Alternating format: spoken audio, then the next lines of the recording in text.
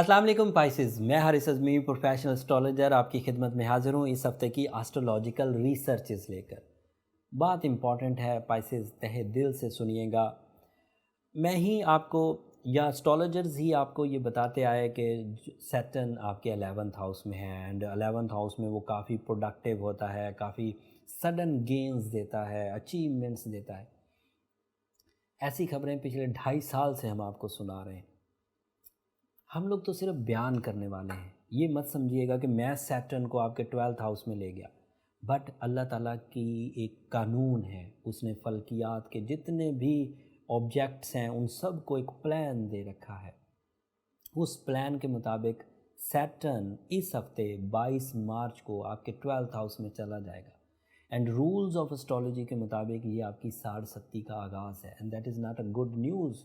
You know साढ़सत्ती is a trouble phase.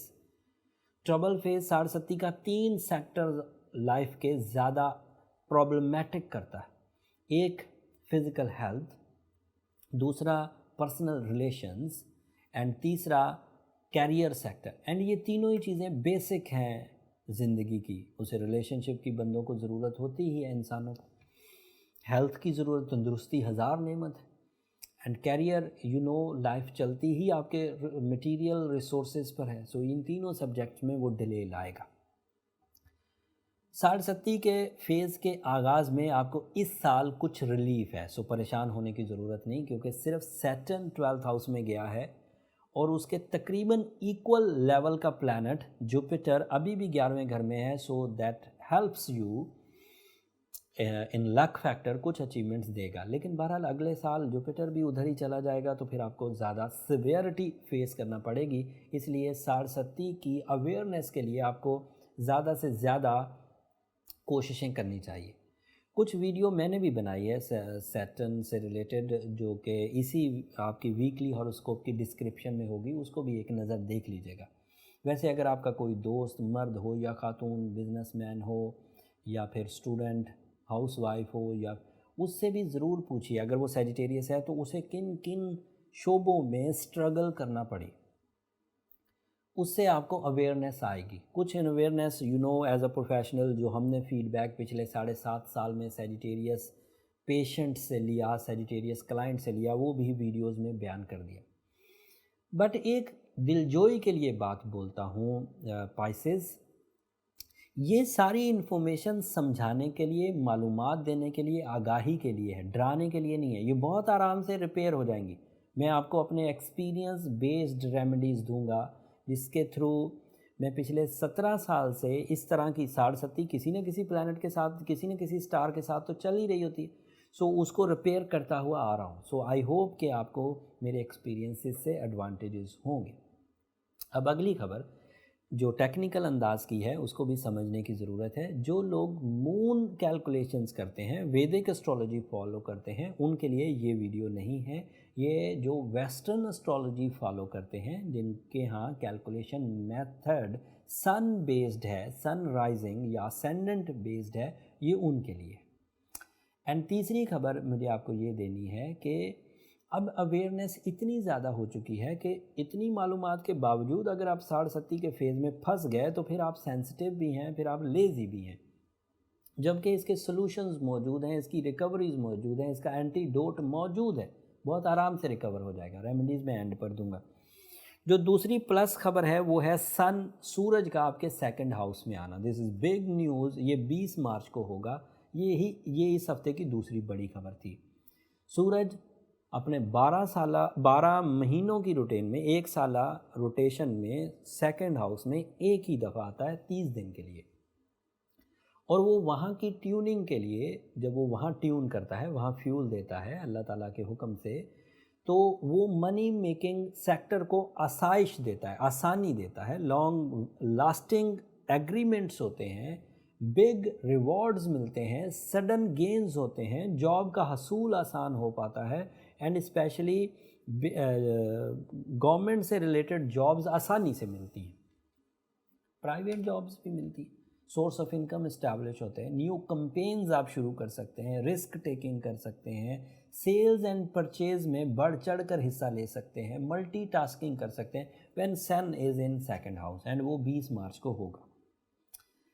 और ये बात भी तय है कि सैटर्न जो कि नेगेटिव हुआ है, ये पहले ही दिन नेगेटिव नहीं हो जाएगा, स्लो ग्रोइंग प्लैनेट है, रफ्ता रफ्ता नेगेटिव होगा। जब तक ये नेगेटिव होगा तब तक सूरज से आप भरपूर फ़ायदा उठा लेंगे। एक और टेक्निकल न्यूज़, ड्यूरिंग द साढ़ सत्ती ब्लैक कलर को जितना अवॉइड कर सकें उतना ही करें। Black colour is a lucky colour towards Saturn, but जब सैटर्न मुस्बत हो तब ब्लैक पहनना होता है। अगर सैटर्न मनफी हो तो इन माई रिसर्चेस वो आपके लिए ज़्यादा ग्लूमीनेस, ज़्यादा एंग्जाइटी फिट्स एंड ज़्यादा डीप थिंकिंग, नेगेटिव थिंकिंग की तरफ आपको ले जाएगा। सो ब्लैक कलर को जितना अवॉइड कर सकते हैं करिए। Light side of all colours, lighter shade of all colours आप पहन सकते हैं। द नेक्स्ट थिंग, अगर हमें शॉर्ट टर्म प्लैनेट्स की बात करनी हो तो मरकरी आपके पहले घर में आ चुका। सो मरकरी डायरेक्ट भी है। First house is house of your personality. ये बहुत हद तक आपकी माइंड एबिलिटीज़ को फ्यूल अप करेगा, कम्युनिकेशन को फ्यूल अप करेगा, not only fuel up but magical impact डालेगा। सो आपकी बात करने का अंदाज़ बहुत सराहा जाएगा, लोग आपकी हाँ में हाँ मिलाएंगे और आप बहुत अच्छे अंदाज से अपनी बात दूसरे तक पहुंचा भी पाएंगे। एंड फिर तहरीरी मुआहदे, जो रिटन एग्रीमेंट्स हैं वो हो पाएंगे और उनमें जो बिग प्रॉफिट्स हैं वो एक्सपेक्ट किए जा सकते हैं, बिकॉज के सूरज सेकंड हाउस में है। एंड मार्स और जुपिटर दोनों 11वें घर में होने से अदरवाइज़ अभी फ़िलहाल आपके पास प्लस पॉइंट्स हैं जो आपके लक फैक्टर को इन्हेंस कर रहे हैं, जो आपके सीखने के अमल को तेज़ कर रहे हैं, जो आपके ट्रैवलिंग फैक्टर को तेज़ कर रहे हैं, जो दोस्तों की तरफ से आपको सपोर्ट मिलने के फैक्टर को तेज़ कर रहे हैं, जो आपकी जो गेट टुगेदर्स हैं उन्हें इजाफे में लेकर जाएंगे। इंटरनेशनल अचीवमेंट्स की वजह अभी तक जुपिटर और मार्स की कम्बिनेशन 11th हाउस में बन रही। एंड वीनस थर्ड हाउस में है। अरेंज मैरिजेस चांसेस अभी बने हुए हैं। वीनस थर्ड हाउस में अजीज़ व अकारब के लिए आपकी प्लानिंग बड़ी काम आएगी। वीनस थर्ड हाउस में अजीज़ व अकारब की तरफ से दूरियां, नाराज़गियां ख़त्म होंगी। सो ये शॉर्ट टर्म प्लैनेट्स भी आपके लिए अच्छे, लेकिन आपको तैयारी अपनी साढ़ सत्ती के ख़त्म करने के लिए करनी चाहिए। उसके लिए जो मेजर रेमेडी है, जो मैंने 17 साल में सीखी है, आपको अब ब्लू सफ़ायर पहनना ही होगा। एंड ब्लू सफ़ायर के पहनने के साथ साथ सूरह शम्स दिन में, सूरह नजम रात में, एंड साथ में सूरह बकरा की आखिरी आयत भी 13 दफ़ा पढ़नी होगी। सफ़ेद रंग का सदका अगर जुम्मे के दिन देंगे तो वो भी आपके लिए काफ़ी प्रोडक्टिव साबित होगा।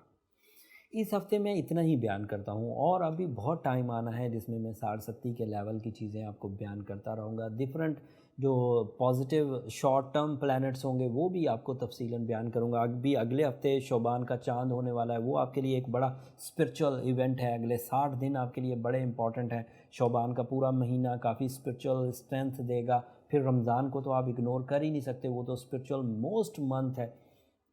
उसके इवज़ आप अगर अपनी ये रेमेडी सूरह शम्स वाली, सूरह नजम वाली और सूरह बकरा वाली अगर इन 60 दिनों में परफॉर्म करें तो इसका एडवांटेज आम दिनों से ज़्यादा ताकतवर होगा। ये एक ओवरव्यू था पाइसेस, जिसमें मैंने मोस्टली जो पाइसेस हैं उनके लिए एक मालूमाती टाइप की वीडियो दी। बट अभी भी बहुत सारे पाइसेस ऐसे होंगे जो ये कहेंगे कि मुझे सिर्फ रिलेशनशिप क्राइसिस हैं। कुछ पाइसेस ऐसे होंगे जो ट्रैवल नहीं कर पा रहे होंगे। कुछ पाइसेस ऐसे होंगे जो हेल्थ इश्यूज़ में मुलव्वस होंगे। कुछ पाइसेस ऐसे होंगे जिनके अखराजात उनके अजीज़ व अकारब की बीमारी की वजह से बढ़ गए होंगे। कुछ ऐसे पाइसेस होंगे जिनके यहाँ लाइफ पार्टनरशिप डिसीजंस नहीं हो रहे होंगे। कोई ऐसे पाइसेस होंगे जिनके यहाँ ऑर्गेनाइजेशंस प्रॉपर नहीं हो रही होंगी, डिसिप्लिन नहीं होगा, वो अपने मूड को कंट्रोल नहीं कर। सो बहुत सारे अभी पर्सनल मैटर्स हैं, लेकिन वो पर्सनल मैटर्स इंडिविजुअल कैलकुलेशन से ही डिफ़ाइन किए जा सकते हैं। उनको फाइंड करना ओवरव्यू यानी कि ये जो जर्नल कैलकुलेशन है इनसे इम्पॉसिबल होता है। जब किसी पाइसेस को इंडिविजुअल सर्टन टाइप के इश्यूज़ हैं तो हमें उसकी डेट ऑफ बर्थ, उसका टाइम ऑफ बर्थ और उसका प्लेस ऑफ बर्थ चाहिए होगा। तब हम लोग ये डिफ़ाइन कर सकेंगे कि उसका कौन सा शोबा ज़्यादा डिस्टर्ब है, किस प्लैनेट की वजह से है और उसकी इनफरादी रेमेडीज़ क्या है।